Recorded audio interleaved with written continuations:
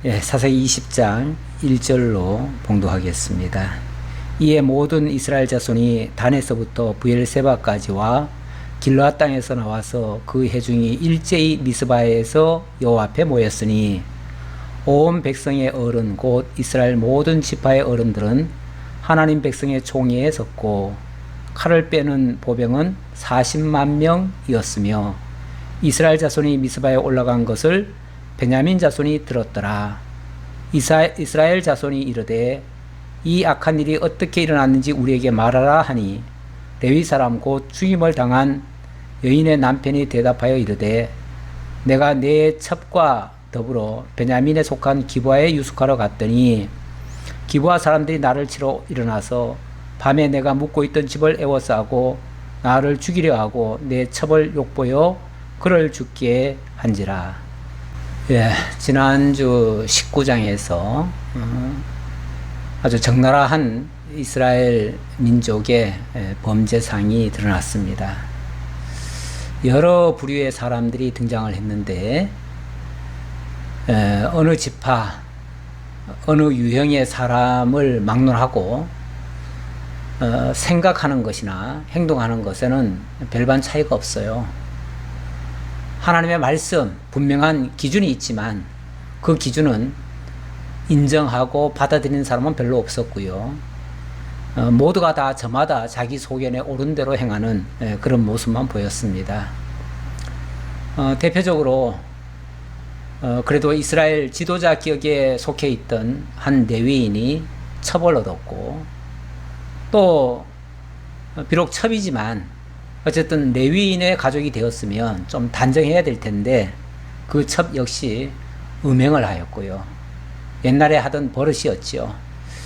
자, 그리고 또 그 첩이 음행하고 도망을 갔는데 그 첩을 뭐 찾으러 간 것까지는 뭐 나쁘다고 할 수는 없지요. 그런데 그 과정에서 별로 지혜롭지 못한 모습들이 좀 보였고요.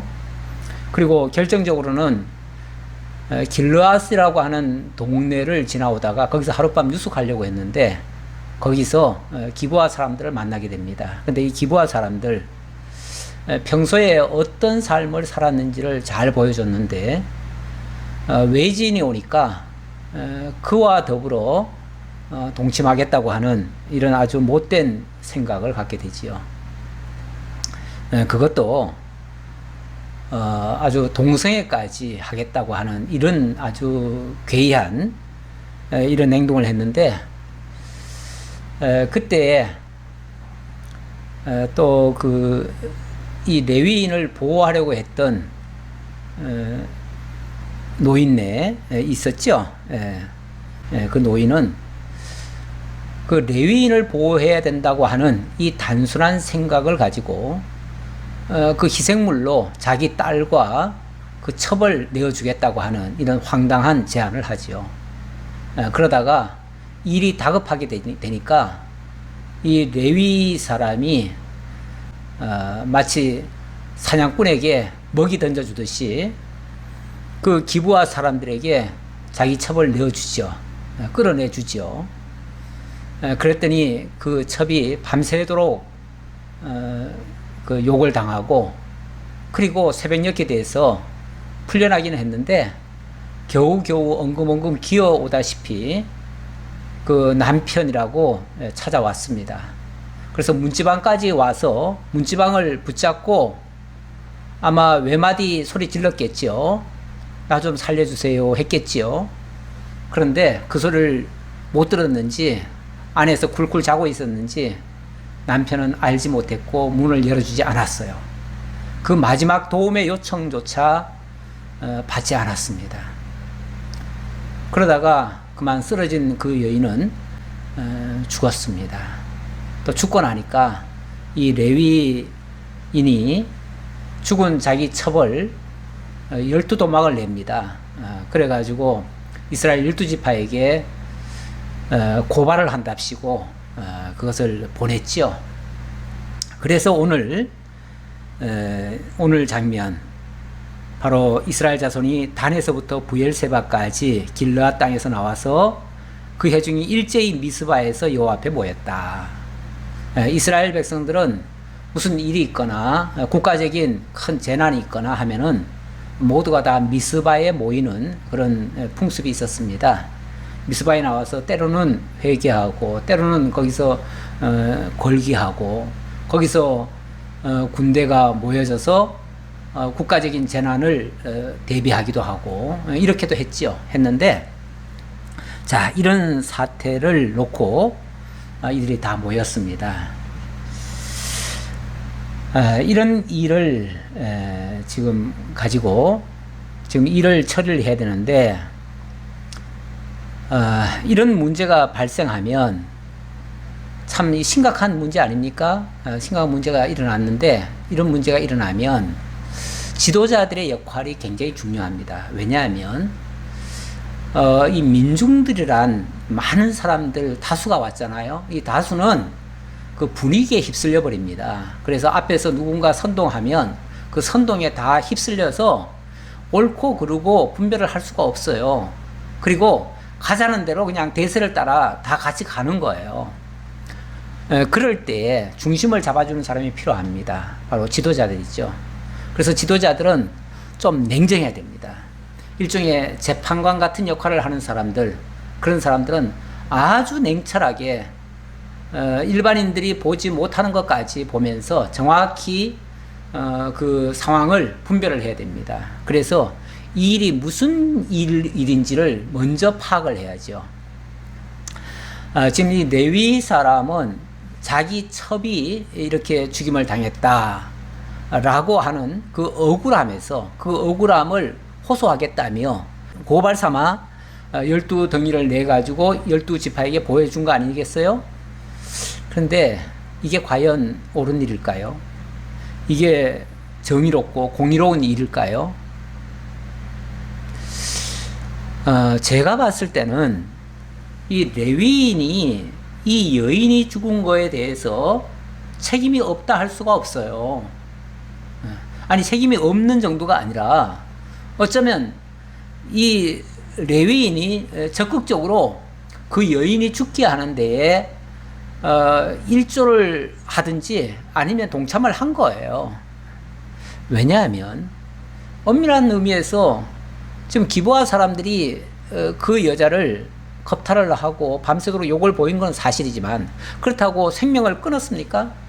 그건 아니잖아요. 그들이 하겠다는 것은 그 어떤 성적인 즐거움을 취하겠다는 그런 의도에서 그런 아주 못된 짓을 했는데 결정적으로 그 여인이 죽게 된 것은 사실은 이 남편의 책임이 더 커요. 제가 봤을 땐 그래요. 왜냐하면 처음에 그 기브아 사람들이 쳐들어와 가지고 그 여자를 원했습니까? 원하지 않았어요. 처음에 원한 것은 그 남자였어요. 바로 레위인이었어요. 레위인이 뭐 잘생겼는지 어쨌는지 모르지만 어쨌든 굉장히 뭔가 끌림이 있었을 거예요. 그랬으니까 그 남자를 요구했어요. 그런데 그 에브라임 산지에서 온 노인네가 이 레위인은 절대 건드리면 안 된다. 그 대신 내가 내 딸과 첩을 내어주겠다 하고 제안을 했죠. 근데 그들이 거절했어요. 거절했더니 그리고는 이 남자를 끌어가려고 하니까 이 남자가 자기 대신 자기의 첩을 바깥에 끌어내주고 쉽게 말하면은 먹이 사냥꾼 그 이리떼들한테 먹이감을 던져준 거죠. 고기 덩어리 하나 던져준 거나 마찬가지예요. 그런 식으로 던져줘 놓고 자기는 문을 쾅 닫고 안으로 들어가 버린 거예요.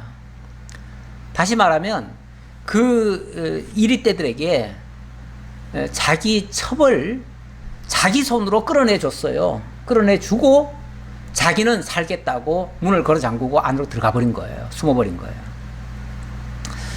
그러니까 그 기브아 사람들이 원래 목적했던 그 사람은 아니지만 이제 내던져진 그 첩을 데리고 가가지고 어쩌면 그 남자에게 하려고 했던 짓보다 더 아주 홧김에 더 괴롭혔을지도 몰라요. 어쨌든 밤새도록 너무 괴롭힌 나머지 그만 이 여인이 정말 쓰러질 정도였어요. 근데 엉금엉금 기어가지고 겨우 그래도 남편이랍시고 자기를 살려줄 것 같으니까 남편의 보호를 받으려고 찾아온 거 아니겠어요? 찾아와가지고 문지방까지 손을 얹었어요. 그리고 문을 두들겼겠죠. 마지막 외마디, 나 좀 살려주세요 하고, 그리고는 푹 쓰러져 버린 거예요. 사람이 결정적인 순간에 뭔가 이제는 살았다라는 생각이 들면요, 긴장이 확 풀려버립니다. 확 풀려버리고 그때 그만 정신을 잃어버려요. 그런 경우가 많아요. 이 여자도 이제 남편이 지금 자고 있는 문 앞까지 왔기 때문에 자기는 살았다고 생각한 거예요. 그러니까 거기서 긴장이 탁 놓인 거예요. 그리고 쓰러져 버렸어요. 정신을 잃어버렸어요. 그리고 밖에 그냥 몇 시간이 내버려지니까 아마 밖에서 얼어 죽었는지 어째서 죽었는지 그냥 죽어버린 거예요. 자, 이게 도대체 있을 수 있는 일입니까?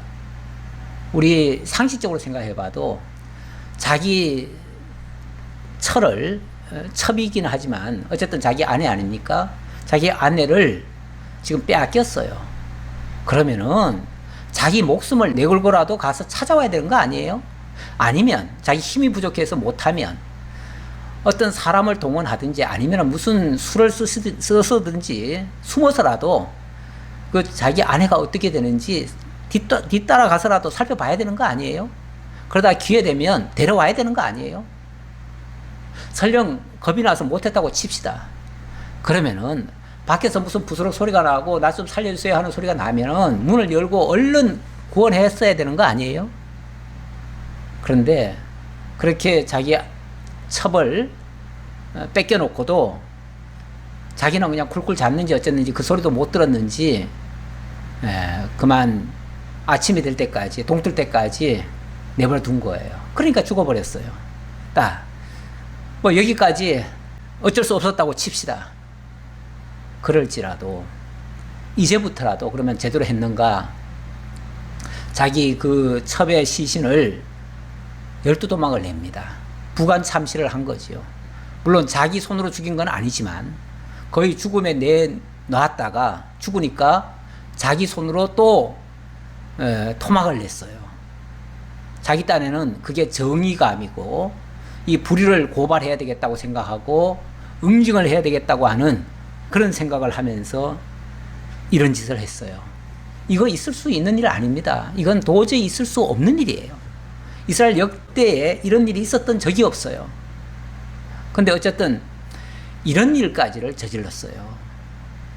그렇다면 최소한 장로들이나 재판관들은 이런 거에 대해서 좀 냉철하게 생각해 봐야 됩니다. 그 남자를 불러다 놓고 도대체 무슨 생각에서, 무슨 의도에서, 도대체 어찌된 영문으로 그 여자가 죽었고, 죽은 거는 둘째 치고, 어떻게 또 죽은 사람을 12도막을 낼 수가 있느냐. 이거 물어봤어야 됩니다. 그리고 그 잘못됐다면 그거에 대한 지적도 해야 됩니다. 물론 우리가 중대한 피해를 입은 사람을 향해서 네가 뭘 잘못했다라고 말하기 어렵지요. 왜냐하면 뭐 고발이 온다든지 하면은 일단은 피해자잖아요. 피해자니까 고발인을 피해자로 생각하고 피해자를 함부로 닥달하고 그걸 가지고 무슨 범죄인 취급하듯이 그런 식으로 질문하고 하는 것은 조심스럽죠. 조심스러운데 그럴지라도 이게 지금 여기서 그 사람 한 사람을 지금 상대하는 게 아니잖아요. 그 사람 상대할 때는 존중하고 그 사람이 충분히 이야기를 할 수 있도록 자기 의견 다 기회를 제공해야겠죠. 하지만 이 문제가 여기서 끝나는 게 아니라 어찌 보면 개인 문제 아니에요? 개인 문제인데 개인 문제에서 끝날 때는 그 사람 편이 돼서 그 사람을 위해서 얘기를 해줘야 됩니다. 하지만 이것이 만약에 사건이 크게 되고 전국적인 이슈가 되고 모든 사람들에게 영향이 미치는 일이라면 다른 사람들도 생각해야죠. 그걸로 인해서 제2, 제3의 피해가 오는 것까지도 생각해야죠. 그렇다면 냉철하게 이것이 무슨 문제에서부터 불거졌는지 도대체 이런 문제를 어떻게 해결해야 되는지 어디까지 다스려야 되는지 그거를 그 재판관들이 정확히 분별해가지고 거기에 맞게 상응한 응징을 해야겠죠. 처벌하려면 처벌해야겠죠.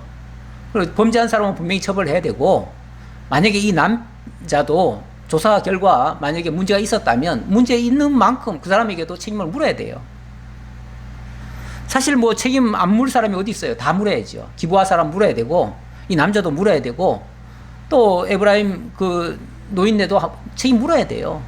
물론 뭐 그 사람은 선한 좋게 하려다가 그렇게 됐지만 결과적으로는 정말 사람을 죽게까지 만든 그런 엄청난 죄악에 저질러졌어요. 그런데 여기 지도자 역할을 제대로 하는 사람이 없는 것 같아요. 사람들이 막 분위기에 와 하면서 막 격분해가지고 저런 놈을 죽여야 돼 어쩌자 그러니까 같이 다 합세하는 거죠. 그런 걸 뭐라고 그러냐면 인민재판이라고 그러죠. 인민재판.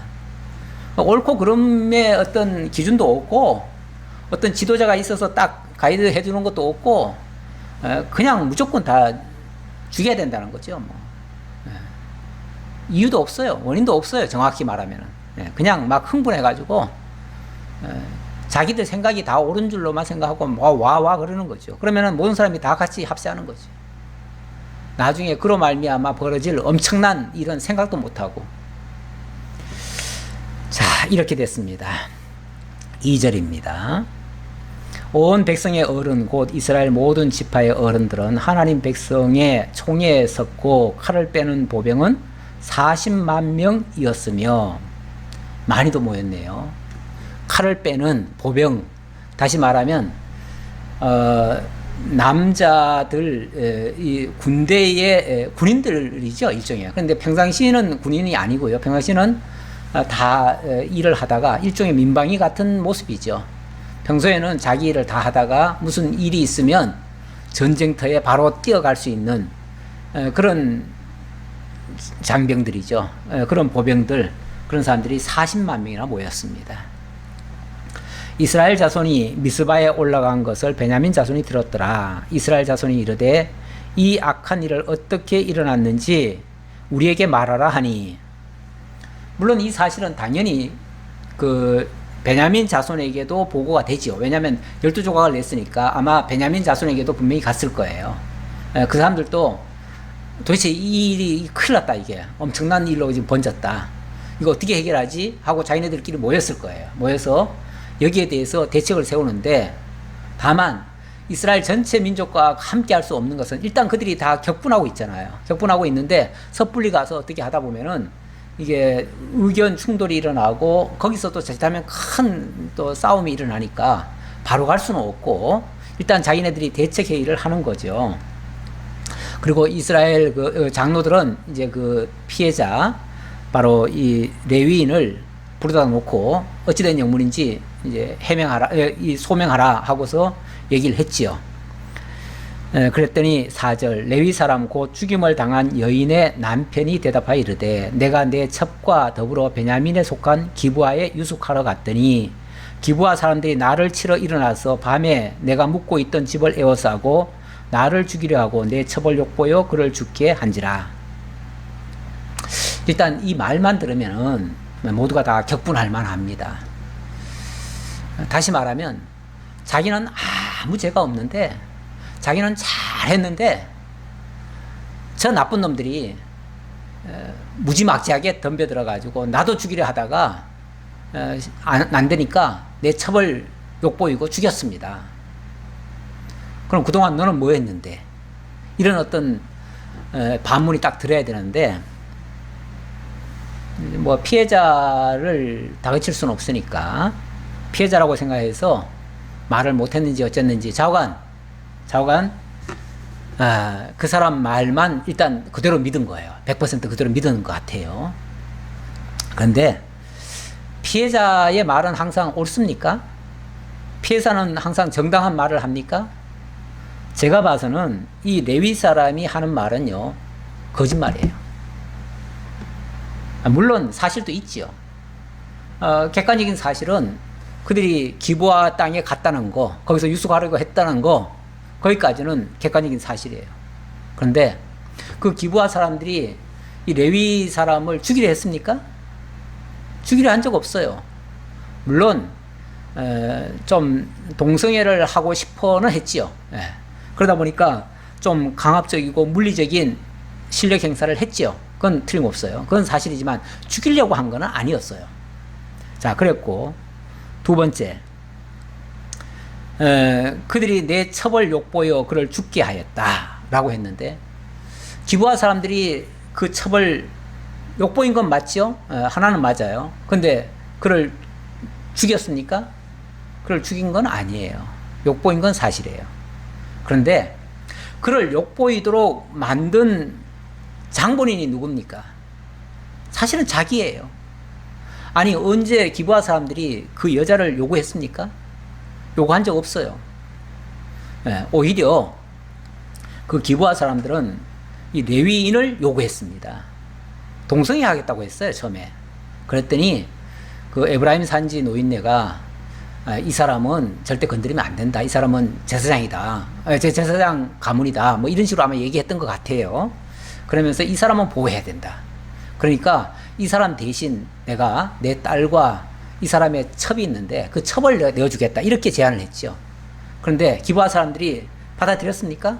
아니에요. 거부했어요. 아니다. 우리가 필요한 사람은 저 남자, 저 레위인이다. 이렇게 요구를 했어요. 그랬을 때에 자기 첩을 적극적으로 끌어내다가 그 사냥꾼에게 먹이를 던지듯이 자기 첩을 내어 던져준 이가 누구냐면 바로 레위인이에요. 레위인이 끌어내서 밖에다가 자기 첩을 내던지듯이 그들에게 던져줘 놓고는 자기는 문을 콱 닫고 안으로 들어가 버린 거예요. 그래서 어찌 보면 꽝 대신 닭으로 그들이 그 레위인을 취할 수 없으니까 그 첩이라도 데리고 간 거예요. 어쩌면 그들이 좀 자기네들 뜻대로 안 되니까 좀 더 많이 괴롭혔을 수도 있어요. 이 여인을 더 많이 괴롭히고 그러다 보니까 연약한 여자고 밤새도록 시달리고 이러다 보니까 이 첩이 그만 죽게 돼버린 거예요. 그런데 죽게 될 때도 마찬가지죠. 죽게 될 때도 그들이 죽여가지고 보낸 게 아니잖아요.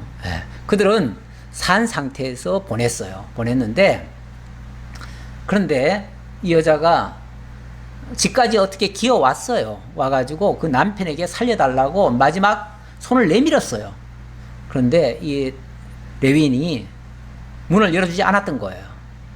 그리고 그 여인을 살려주지 않았어요.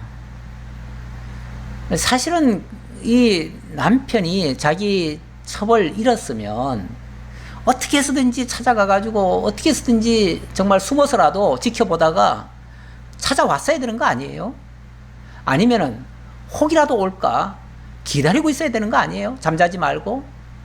그런데 자기 아내를 잃어버려 놓고는 쿨쿨 잠을 잤는지 어쨌는지 여자가 와서 문을 턱 건드리고 살려주세요 외마디 소리 지르고 쓰러졌는데도 몰랐던 거예요. 이거는 명백한 과실이 이 남자에게 있는 거예요. 그런데 그냥 자기 불리한 얘기는 하나도 안 해요. 그렇잖아요. 사람들이 누구든지요, 어디 가서 증언할 때 자기 불리한 얘기는 안 합니다. 그리고 자기 유리한 얘기, 자기가 피해본 얘기, 자기가 억울한 얘기, 이런 것만 하죠. 그러니까 진짜 지혜로운 재판관이라면요, 한쪽 말만 들으면 안 돼요. 한쪽 말 듣고 판단해가지고 막 흥분해가지고 결정 내리면 큰일 나요. 백성들은 그럴 수 있어요. 백성들은 왜냐하면 정보도 잘 모르고 그냥 이야기만 듣고 거기에 대해서 갑자기 막 격분을 하니까 그럴 수 있어요. 그런데 지도자들은 정확히 좀 분별해야 됩니다. 그래서 지도자들이 만약에 잘못된 생각을 하거나 이렇게 경솔하면요, 백성들 다 혼란에 빠뜨립니다. 진짜 정직한 지도자라면은 이럴 때 이 사람만 부를 게 아니에요. 이 사람만 부를 게 아니고 기브아 사람도 불렀어야 돼요. 동시에 만약에 그들이 바로 안 온다면 설득을 해서라도 어떻게 해서라도 불러가지고 삼자 대면하듯이 해가지고 그래서 자초지종을 다 들었어야 돼요. 그러면은 아마 양쪽 다 큰 잘못이 있었음을 깨달을 것이고요. 그렇게 되어지면 서로 화해를 하든지 아니면은 적절한 보상을 하든지 이렇게 해가지고 일단락을 지었어야지요. 그런데 이 제대로 된 재판관이 아니다, 그 지혜로운 자가 없다 보니까 이게 결국은 왕이 없음으로 나타난 현상이에요. 왕 대신은 우리 하나님의 지혜가 없어서 나타난 현상이다 그 말이에요. 자, 그래서 6절 내가 내 첩의 시체를 거두어 쪼개서 이스라엘 기업에 온 땅에 보냈나니 이는 그들이 이스라엘 중에서 음행과 망령된 일을 행하였기 때문이라. 자, 여기서도 보세요. 지금 그 첩의 시체를 12조각 낸 이 어마무시한 이 악한 일, 이건 뭐 악행도 보통 악행이 아닙니다. 이거는 사람이 죽었으면 죽은 사람 앞에는요 누구든지 머리를 숙여야 돼요. 네, 숙여야 되는데 그 죽은 사람을 12토막을 내요? 무자비한 거죠.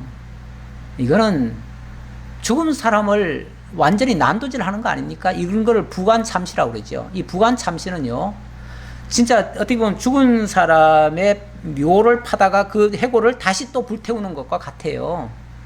이런 행위는요, 이거는 저주 중에서도 아주 최악의 저주예요. 예.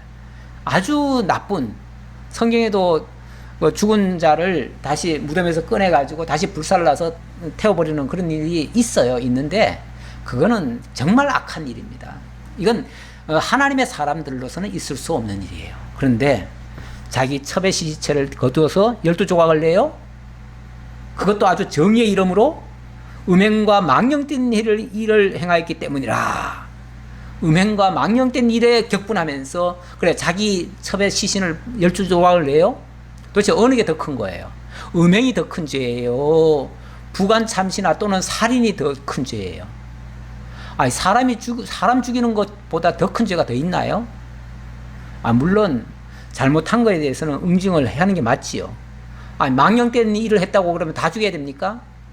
망령된 일이라는 게 하나님 잊어버리고 하는 일들이 얼마나 많은데요. 수없이 많은 일이 있는데 그럴 때마다 그럼 다 죽여야 됩니까, 사람들? 그러면서 그러니까 자기는 무슨 정의의 사도인 것처럼 나는 정의를 위해서 이 일을 했노라. 지금 그 얘기하는 거 아니에요? 자기 잘했다고? 진짜 좀 훌륭한 지도자가 많이 있다면 너 이런 짓은 이거는 천하에 있을 수 없는 일이다. 이거는 하나님 앞에서 이거는 어마어마한 이건 범죄다. 일러줬어야죠, 최소한. 그런데 마치 그 사람이 그럴 수밖에 없는 정당한 근거인 것처럼 받아들이고 합세해가지고 그 사람 편이 돼가지고 무조건 상대방이 나쁘다고 이렇게 같이 합세한 거죠. 뭐. 이스라엘 자손들아 너희가 다 여기 있은즉 너희의 의견과 방책을 낼지니라 하니라. 그리고는 자기는 쏙 빠지네요. 어떻게 해달라는 게 아니라 나 이렇게 정직하게 고발했으니 뒷일은 여러분들이 알아서 처리하시오. 무책임한 거죠. 무책임한 거예요. 원래는 자기가 이만한 피해를 입었으면 이만한 보복을 해주시오. 또는 이만한 대가를 지불하도록 해주세요. 라고 요구하는 것도 필요합니다. 필요한데 그게 아니라 전체 그 백성들에게 그 분노를 다 일으켜 놓고는 그 분노대로 처리하시오. 그러면은 이거 전쟁 일으킬 수밖에 없는 거예요. 전쟁 일어나라고 지금 주문하는 것밖에 없어요. 전 민족을 둘로 쪼개놓고 서로 불신하고 격분하고 싸우게 만드는 그런 일, 그걸 지금 주문한 거예요. 그러자 8절 모든 백성이 일제히 일어나 이르되 우리가 한 사람도 자기 장막으로 돌아가지 말며 한 사람도 자기 집으로 들어가지 말고 우리가 이제 기브아 사람들에게 이렇게 행하리니 곧 제비를 뽑아서 그들을 치되 우리가 이스라엘 모든 지파 중에서 100명에 10명 1000명에 100명 10,000명에 1,000명을 뽑아 그 백성을 위하여 양식을 준비하고 그들에게 베냐민의 기브아에 가서 그 무리가 이스라엘 중에서 망령된 일을 행한 대로 징계하게 하리라 하니라. 자, 이제 이 레위인의 이런 주문에 따라서 모든 백성들이 다 들고 일어난 겁니다. 다 들고 일어나 가지고 우리 이런 아주 있을 수 없는 일을 당했는데 이제 그의 분노가 이제 전 백성들의 분노로 바뀐 거죠. 바뀌었으니 이번 기회에 저 베냐민을 응징해야 된다. 그 베냐민을 응징하는 건 아니죠. 기브아 사람에게 응징해야 된다. 그 기브아라고 하는 그 동네 사람들이 저지른 일에 대해서 응징해야 된다. 그 소리죠. 근데 그 동네 사람 응징하면 아니 나라에 법도 있을 테고요. 또 적절한 그 범죄자들을 붙잡아 가지고 그들을 법대로 처리하면 되는 거 아니에요? 한마디로 말해서 죄 지은 사람 죄 밝혀서 그 죄에 상응한 처벌하면 되는 거 아니에요?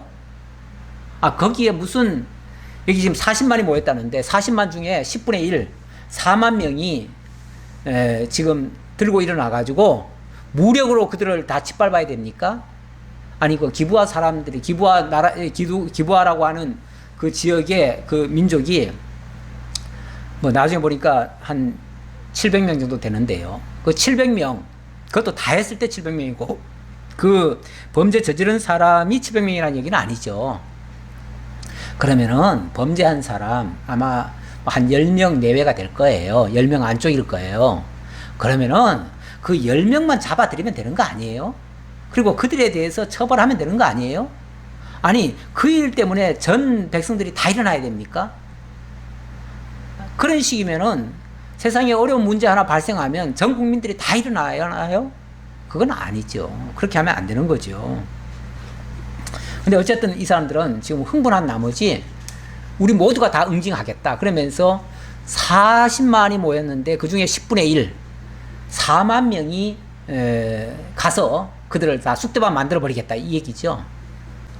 이와 같이 이스라엘 모든 사람이 하나같이 합심하여 그 성읍을 치려고 모였더라. 그러니까 지금 4만 명이 지금 그들을 징계하는 일에 지금 참여하겠다고 하니까 4만 명이 가서 만약에 한다면요. 그 지역에 몇 사람, 범죄한 사람만 처벌하는 게 아니라 그 지역에 무고한 사람들도 있을 거예요. 그러면은 그 사람들 몇 사람 잡겠다고 하다가 그 지역의 불악을 완전히 초토화시켜버릴 가능성도 있어요. 그러면 그거는 뭐 선한 일입니까? 그거 역시 있을 수 없는 일이죠. 있으면 안 되죠. 원래 죄라고 하는 거는요, 아버지가 죄를 지어도 자식에게 묻는 거 아니에요. 자식이 죄를 지어도 아버지에게 묻는 거 아니고요. 그 가족에게까지 물으면 안 돼요. 다시 말하면 연대 책임을 묻는 거 아니에요. 그 몇 사람 범죄했다고 그 마을을 다 쑥대밭 만들면 안 되는 거예요. 그러면 안 되는 거예요. 그러니까 좀 재판관이 나서 가지고 여러분 이렇게 우리 흥분할 일이 아닙니다. 그 범죄한 사람들 잡아다가 그들의 죄가 어떤 죄인지 한번 자초지종을 밝히고 그들에게 응징을 우리가 하겠습니다. 우리에게 맡겨주십시오. 이렇게 나오는 게 맞지요. 그리고 여러분들은 다 집으로 돌아가십시오. 이렇게 하는 게 맞아요. 근데 그렇게 안 했다 그 말이에요.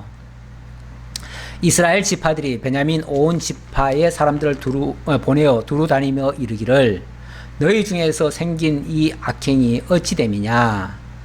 그런즉 이제 기브아 사람들 곧 그 불량배들을 우리에게 넘겨주어서 우리가 그들을 죽여 이스라엘 중에서 악을 제거하여 버리게 하라 하나 베냐민 자손이 그들의 형제 이스라엘 자손의 말을 듣지 아니하고 도리어 성읍들로부터 기브아에 모이고 나가서 이스라엘 자손과 싸우고자 하니라. 물론 베냐민 지파도 잘하는 거 하나도 없어요. 잘못하고 있죠. 자, 어쨌든 지금 이 시체 덩어리가 한 조각은 지금 베냐민 지파에도 왔을 거 아니에요? 그러니까 베냐민 지파도 여기에 대해서 대책을 지금 세우고 있는 거예요. 세우는데 아무래도 그들은 아마 기브아 사람들을 불러 모았을 거예요. 불러가지고 어찌된 영문이냐? 왜 이런 일이 발생했느냐? 너희들 무슨 짓을 했느냐? 라고 했을 때 아마 베냐민 그 기브아 사람들은 틀림없이 자기네들 유리한 대로 또 얘기했을 거예요. 그 사람들 뭐라고 얘기했겠어요? 예, 우리는 그 레위 사람, 그 사람이 참 외지에서 왔는데 참 멋있어 보여가지고 그 사람 좀, 그 사람과 좀 어떻게 하면 즐겨보려고 좀 불러냈는데, 그가 순순히 말 듣지 않고 그래가지고, 그리고는 자기 첩을 이렇게 던져줬습니다. 그래서 첩을 줬으니까, 안 줬으면 자기네들이 강탈을 한 거지만, 첩을 줬으니까, 자기네들은 준 첩을 데려가가지고 이렇게 우리 원하는 대로 했습니다. 그리고 그냥 돌려보냈습니다. 우리가 뭐 음행한 거는 좀 잘못했습니다. 하지만은 그러나 우리가 뭐 억지로 그 여자 달려고 한 적도 없고 또 그 여자를 죽인 적도 없습니다. 그러니까 뭐 음행했다고 해가지고 우리를 뭐 징벌한다면은 그 죄는 우리가 다르게 받아야 되겠지만, 아니 우리한테 살인죄를 뒤집어 씌우면은 우리는 그런 적 없습니다, 이렇게 얘기했을 거 아니겠어요, 보나마나. 그러니까 베냐민 자손들이 봤을 때, 그렇지, 너희들이 죽인 거 아니구만, 너희들이 죽인 거 아닌데 저 사람들이 저렇게 흥분해가지고 지금 싸우겠다면은 걱정하지 마라, 우리가 보호해주겠다, 너희들. 그러면서 그 이스라엘 자손들이 와서 다 그 불량배들을 넘기라고 하는데, 이 베냐민 자손들이 봤을 때는, 판단했을 때는 넘길 일이 아니다, 이거는. 자초지종을 더 확인해야 된다. 그리고 이 살인죄에 대해서는 지금 우리가 책임질 일이 아니다, 이거는 저들이 지금 잘못한 거다. 이런 식으로 뭐 다 원래 죄인들도 다 할 말이 있어요. 있고, 그리고 어쨌든 이 기브아는 지금 베냐민에 속한 지역이다 보니까 기브아 사람들은 어쨌든 베냐민 사람들이 지켜줘야 되는 건 맞잖아요. 물론 잘못한 거에 대해서는 징벌을 해야 되겠지만, 또 만약에 부당한 그런 어떤 핍박을 당하든지 그렇게 되면 또 해줘야 될 책임이 그 민족의 장에게는 또 있는 거예요. 그렇잖아요. 예를 들면 우리나라 사람이 저 외국에서 범죄를 저질렀고, 그리고 우리나라 왔다고 칩시다. 근데 그쪽 나라에서 뒤늦게 이제 그 죄가 드러났어요. 드러나니까 이 사람을 그 신병 인도를 해달라, 우리나라한테 보내라, 우리가 그를 처벌하겠다, 이렇게 우리나라에 요청이 왔어요. 그러면은 우리나라는 무조건 보내달라고 했으니까 무조건 보내줘야 됩니까? 그렇지 않아요. 무조건 보내주는 게 아니고, 물론 당연히 그쪽에 꼭 가야 될 일이라면 보내줘야 돼요. 보내줘야 되는데, 조사를 해봤어요. 조사를 해봤더니 아니 그쪽에도 큰 책임이 있어요. 뭐 잘못이 있어요. 그런데 물론 이쪽에도 잘못했어요. 그래서 이거는 어찌 보면은 가면은 억울하게 많이 당할 것도 같아요. 그렇다면 우리나라 사람이기 때문에 일단은 우리나라 사람의 그 잘잘못에 대해서 우리가 판별을 하고, 만약에 죄가 있다면 우리가 처벌할 수도 있어요. 우리가 처벌하고 그를 그 범죄자를 쉽게 말하면 안 넘겨줄 수도 있어요. 꼭 넘겨줘야 되는 게 정답은 아니에요. 우리나라에도 얼마 전에 무슨 몇 가지 사건이 있을 때 외국에서 그 범죄자 보내달라고 하잖아요. 근데 우리가 안 보내주고 있잖아요. 할 수만 있으면 안 보내는 게 또 원칙이에요. 그건 왜냐하면 자기 백성은요, 그 나라의 그 주권으로 지켜줘야 되는 거예요. 범죄자라도 지켜줘야 되는 거예요, 원래. 그래서 어쨌든 베냐민 자손은 이 기브아 사람들을 지금 이렇게 보호를 해주는 거죠. 보호를 해주다 보니까 이게 여기서 끝나는 게 아니에요. 원칙은 이렇게 되면 이제 서로 해명을 하고 뭐 그래가지고 적절하게 타협을 해가지고 그 범죄자들만 처벌하는 선에서 끝났어야 될 거예요. 그런데 이 이스라엘 사람들이 요구하기를 어떻게 요구했습니까? 그 불량배들을 무조건 우리한테 넘기면 우리는 죽여버릴 거야, 그놈들. 이렇게 얘기했어요. 왜냐하면 그 첩을 죽였다라고 단정을 했으니까. 죽였다라고 단정을 하는데 우리도 그 불량배들을 죽여야 된다라고 지금 이야기를 하니까, 아니 가면은 죽을 게 뻔한데 보내줄 수 있습니까? 물론 가서 사태를 제대로 파악해가지고 거기에 따르는 정당한 징계를 한다면야 보내줄 수도 있어요. 그런데 무조건 죽여버리겠다는데 어떻게 보내줍니까? 그러니까 못 보내주는 거죠.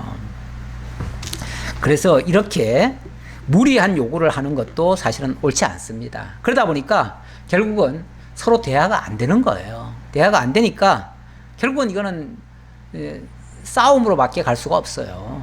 그래서 14절, 도리어 성읍들로부터 기브아에 모이고 나가서 이스라엘 자손과 싸우고자 하니라. 이 베냐민 자손들이 우리가 싸우면 싸웠지 너희들을 넘겨줄 수는 없다. 그러니 만약에 저들이 쳐들어온다면 거기에 단단히 우리가 대비해야 된다 하고서 아주 대비를 하는 거예요. 그러니까 싸울 준비를 한다 그 말이에요. 싸울 준비를. 그때 그 성읍들로부터 나온 베냐민 자손의 수는 칼을 빼는 자가 모두 2만 6천 명이요. 그 외에 기브아 주민 중 택한 자가 700명인데, 이제 베냐민 지파 전체에서 나온 장병들이 2만 6천 명이고 또 기브아에 속한 사람들 장병이 또 700명이에요. 그러면 총 2만 6,700명이죠. 2만 6,700명. 이거 다 해도 사실은 이스라엘 전체에서는 10분의 1만큼도 안 되죠. 왜냐하면 전체가 40만이고 거기서 10분의 1이면 4만 명인데 그 4만 명에는 못 미치죠. 못 미친데 이 기브아 사람들은 또 아주 독특한 면이 있었던 것 같아요. 뭐가 있었냐면 16절에 보니까 이 모든 백성 중에서 택한 700명은 다 왼손잡이라 물매로 돌을 던지면 조금도 틀림이 없는 자들이더라. 아니 어떻게 700명을 지금 기브아 사람들 700명을 지금 뽑았는데 그들이 이제 대표로 쉽게 말하면 나온 거 아니에요? 장병이 돼서 나온 거 아니에요? 근데 그 사람들이 전부 다 어떻게 왼손잡이가 되겠어요? 그러니까 이 왼손잡이라는 말은 원래 이 물맷돌이라고 하는 게 이제 돌을 돌려가지고 이제 던지는 거 아니겠어요? 근데 이 돌을 잘 던진다는 거는 지금으로 말하면 명사수죠. 명사수인데 정확하게 목표물을 맞출 수 있다. 그런데 뭐 오른손으로 하는 거야. 당연히 잘 맞추고요. 심지어는 왼손으로 던져도 백발백중이더라. 그 정도로 아주 정확한 명사수들이더라. 그 말이죠. 그래서 왼손잡이라는 뜻이 아니라 왼손으로 던져도 다 맞출 수 있을 정도의 그런 사람들. 이런 사람들이 굉장히 유리하죠. 왜 유리하냐면 상대방은 칼 가지고 지금 싸우자고 오는 거 아니겠어요? 숫자는 많고 칼 가지고 막 싸우자고 오는데 이쪽에서는 그들과 아마 1대1로 칼싸움 하면은 숫자적으로 밀리는데 멀리서 물맷돌로 만약에 그들을 명중을 시켜버린다면 오른손으로 던지고 왼손으로 던지고 막 이렇게 던져서 정확하게 딱딱 맞춘다면 아마 오는 족족 거꾸러질 거예요. 그렇잖아요? 오는 족족 거꾸러져요. 그렇게 되면 그들이 제대로 칼싸움 하지도 못하고 자기들 앞에 와가지고 그냥 다 엎드려지는 거예요. 엎드려지면 오히려 이쪽에서 공격을 할 수가 있어요. 그러니 이렇게 만약에 전쟁의 실력으로 말하면 이 사람들이 더 우위에 있다. 그런 얘기를 지금 하고 있는 중이에요.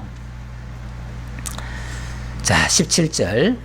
베냐민 자손 외에 이스라엘 사람으로서 칼을 빼는 자의 수는 40만 명이니 다 전사라.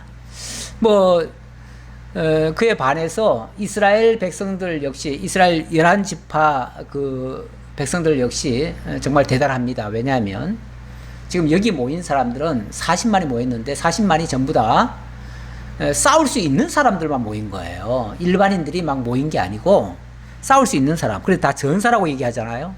전쟁터에 나가서 싸움을 해본 사람들이에요. 전사는 싸움을 해본 사람들. 이런 사람들은 겁없이 나서죠. 이런 사람들은요 은근히 전쟁을 기다립니다. 우리나라도 군인들이 있지만요 이 군인들은요 오랫동안 전쟁을 안 하면 몸이 정말 근지러워요.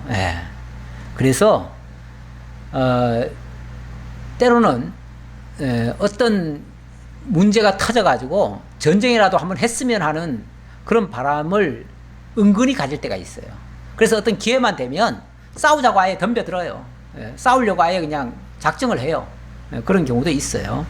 물론 전문적인 싸움꾼들을 얘기하는 거죠. 전문적인 싸움꾼들은 그렇다는 얘기고 일반 백성들이야 당연히 전쟁이 원치 않지요. 하지만 그만큼 호전적이다. 싸움을 즐기려고 한다. 그런 뜻으로 지금 자꾸만 싸움으로 자꾸 끌려가잖아요. 끌려가는 이유가 그것 때문이다라는 걸 말씀드리고 싶어서 말씀드리는 겁니다. 자, 그런데 전쟁을 하려면 이스라엘 백성들은 전쟁하기 전에 먼저 하는 일이 있죠. 그거는 하나님 앞에 기도하고 하는 거죠. 하나님께 물어보고 하는 거죠. 그래서 18절 이스라엘 자손이 일어나 베델에 올라가서 하나님께 여쭈어 이르되 우리 중에 누가 먼저 올라가서 베냐민 자손과 싸우리까 하니 여호와께서 말씀하시되 유다가 먼저 갈지니라 하시니라. 이들이 하나님 앞에 전쟁하겠다고 하니까 하나님이 유다가 먼저 올라가라고 허락을 하시네요. 그러면 이게 하나님이 싸우라고 사인이 떨어진 전쟁인가요? 그러면은 이들이 이제 하나님께 허락받고 나갔으니까 전쟁에서 승리하겠네요? 그럴까요? 네, 아직 덜 읽었지만 이제 뒤에 가보면 그 결과가 나오는데 사실 2번에 걸쳐 실패를 합니다. 아주 그것도 처참한 실패를 합니다. 결국 이들이 하나님께 기도하고 하나님께 물어보고 응답을 받았다고는 말을 하지만 사실은 제가 봤을 때는 잘못된 기도를 했고 잘못된 응답을 받은 거예요. 자, 왜 그런가 한번 봅시다. 다시 한번 봅시다. 18절. 자, 그들이 일어나 베델에 올라가서 하나님께 여쭈어 이르되 우리 중에 누가 먼저 올라가서 베냐민 자손과 싸우리까? 자, 이 말. 누가 먼저 올라가서 싸울까요? 라고 질문했어요. 잘 들어보세요. 우리가 전쟁을 할까요? 말까요? 이거 전쟁해야 될 일입니까? 안 해야 될 일입니까? 라고 물은 게 아니고 누가 먼저 올라가서 싸울까요? 라고 물었어요. 이 말은 전쟁을 기정사실화한 거죠. 아예 싸우겠다고 하나님께 먼저 일방적으로 통보한 거죠.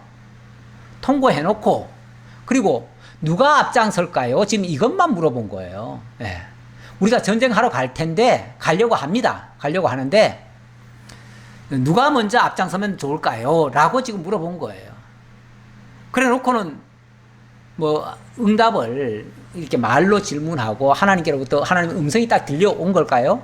그런 거 아니에요. 그런 거 아니고 앞에서 보면 제비 뽑았다고 하잖아요. 제비라고 하는 게 뭐예요?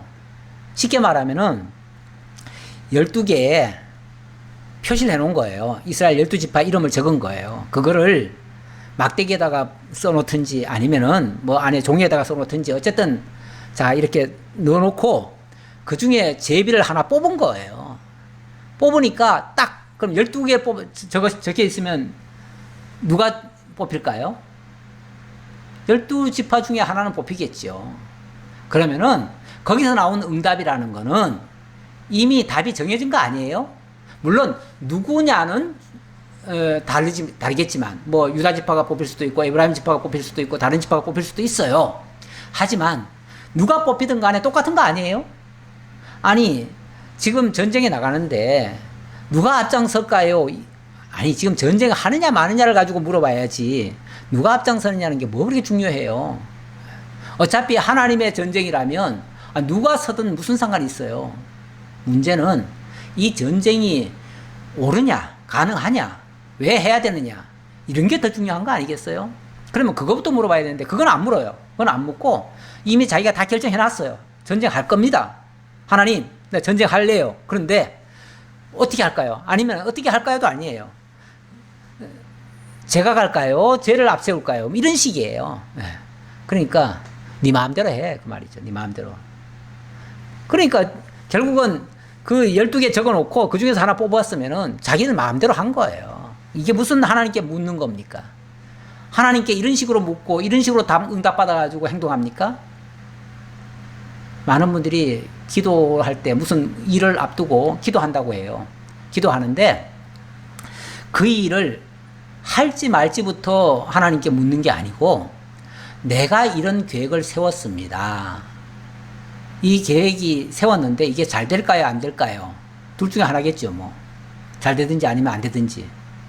그리고 아예 내가 잘 될 걸 전제하고 그 다음에 뭐 할까요? 뭐 이런 식으로 물어봐요. 그러니까 쉽게 말하면은 중요한 결정은 자기가 다 내렸어요. 다 내려놓고 다 내렸으면 그냥 하면 되지. 그럼 뭐하러 왜 묻습니까? 하나님께 왜 물어요? 나 하나님께 기도했다. 그리고 하나님께 응답받았다. 이 소리 하려고. 가끔 목사한테도 뭐 중요한 일 앞두고 상담을 하지요. 상담을 하는데 처음부터 문제의 시작부터 이야기를 하면 참 좋을 것 같은데 사실은 뭐 다 결정을 해놨어요. 다 결정해놓고 막판에 가가지고 뭔가 하나 약간 깨름직한 게 있어요. 그 깨름직한 거 가지고 나한테 질문하는 거죠. 그래서 만약에 깨름직하지만 사실은 자기 계획은 다 있어요. 이쪽으로 갈 거다라는 자기 계획은 있으면서 그 깨름직한 걸 나한테 학답을 들어가지고 나로 하여금 나중에 잘못됐을 때 나도 같이 공동 책임져 달라 그 얘기죠.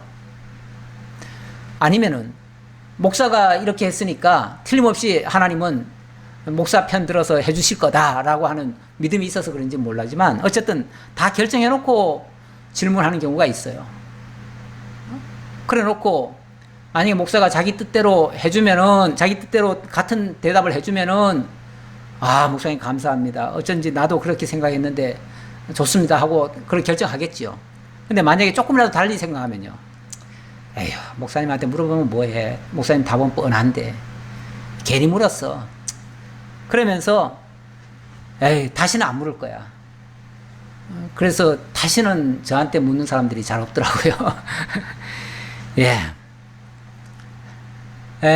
뭐 저는 꼭 저한테 뭐 안 물어서 제가 서운한 건 아니고요. 뭐 우리 교인들은 사실은 뭐 그래서 안 묻는다기보다는 말씀을 잘 들으시고 나름대로의 판단을 잘 하시고 또 하나님 앞에 기도하시면서 잘 결정한 거기 때문에 굳이 뭐 목사가 거기에 개입할 필요가 없어요. 그래서 우리 성도님들은 대체적으로 뭐 제게 굳이 상담 안 하고 결정하셔도 큰 잘못됨이 없습니다. 저는 그렇게 믿습니다.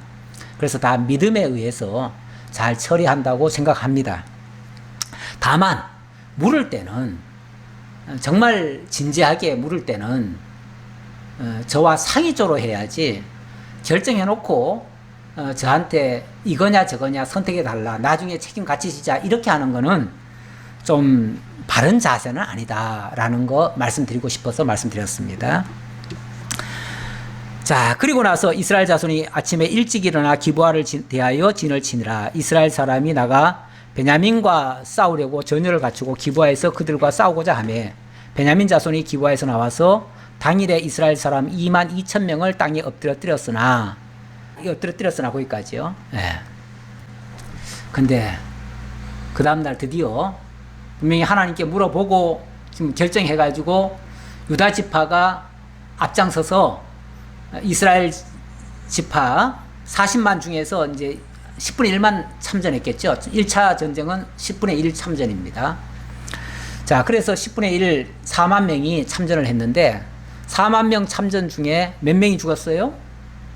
22,000명. 22,000명이 죽었어요. 아니, 상대방들은 다 해서 26,700명인데 4만 명이 26,700명을 상대로 전쟁을 했는데 22,000이 죽었어요. 절반 이상 죽어버렸어요. 이게 어찌된 영문입니까? 하나님께 기도해서 응답받은 결과가 맞습니까? 그렇다면 하나님이 응답 잘못해 주신 건가요? 하나님 응답 잘못해 줬다기보다는 자기들 마음대로 질문하고 자기들 마음대로 응답이라고 판단한 거죠. 하나님이 이런 식으로 뭐 그들 골탕 먹이려고 엉터리 같은 응답 했겠어요? 사람들이 자기 확신을 가지고요 응답이라고 생각하는 경우가 많아요. 그래서 기도하고 자기 생각대로 누가 얘기해 주면 그게 응답이라고 생각하기도 해요. 근데 자기 생각과 반대되는 얘기하면요 기분 나빠서 다시는 묻지도 않고 그래요.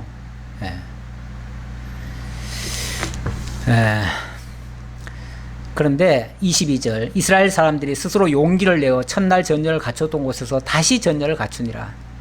아니 4만 명 중에서 22,000명이 죽었으면요 이거는 대패입니다. 이건 완패입니다. 완패. 22,000명이 적은 숫자입니까?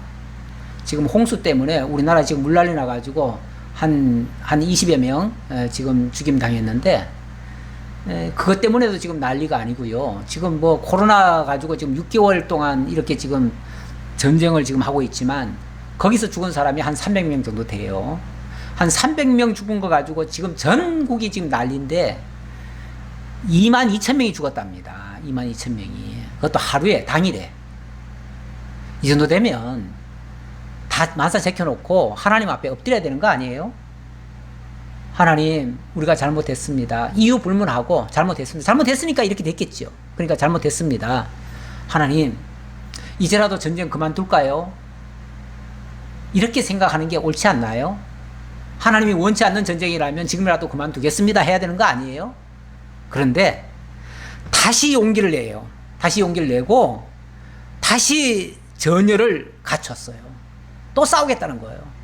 이번에 지난번에 4만 명 가지고 이렇게 전쟁을 해서 우리가 졌으니까 이번에는 전력을 좀 더 보강하자. 그래서 단번에 저들을 무찌르자. 아마 이렇게 생각을 했는지 모르겠어요.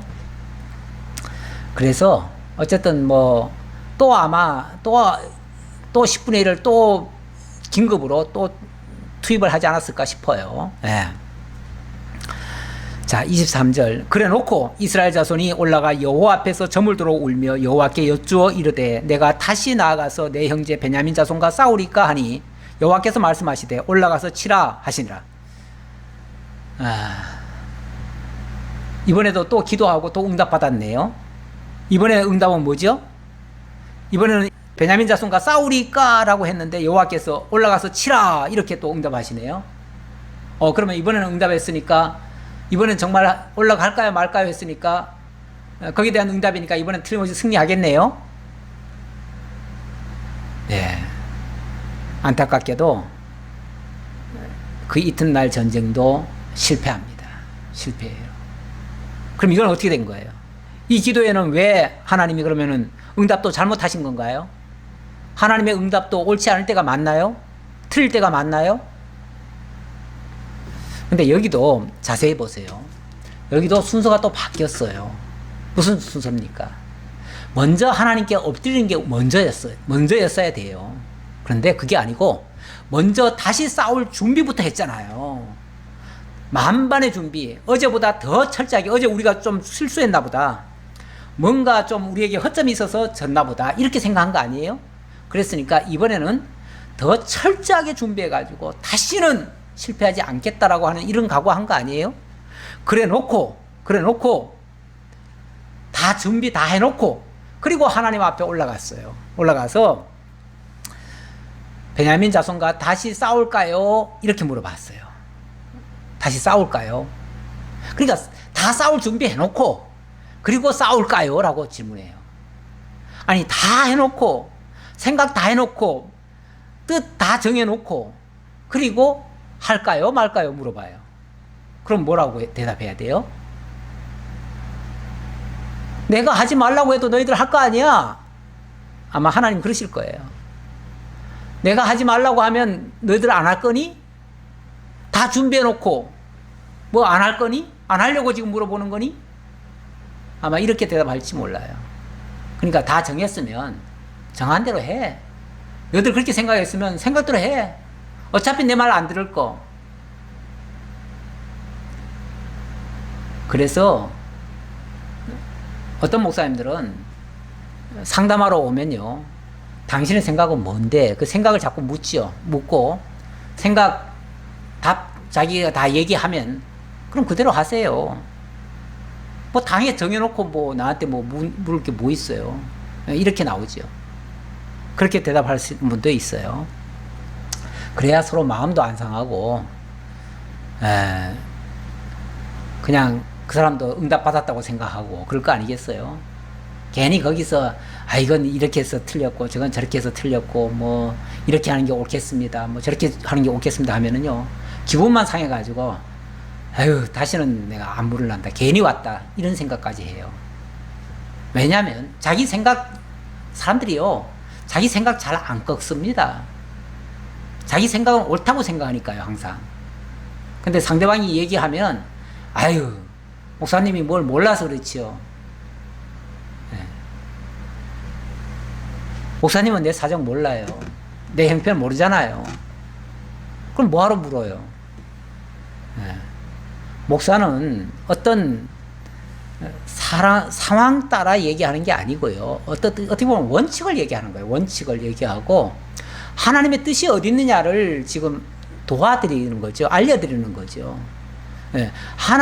그러니까 내 생각을 얘기하는 게 아니라 하나님의 뜻을 성경을 통해서 알려주는 것이 어찌 보면 목사가 하는 일이에요. 하나님도 사실 뭐 이 일이 잘 되냐 안 되냐, 승리하느냐 안 하느냐, 전쟁이 이길 거냐 말 거냐, 이거는 사실은 부차적인 문제예요. 이 사건을 통해서 하나님이 알려주고 들려주고 깨닫게 하실 일이 있어요. 그것 때문에 때로는 하나님이 엄청난 피해를 당하게까지도 하셔요. 허락하셔요. 그리고 결과적으로는 하나님 뜻이 이루어지도록 하셔요.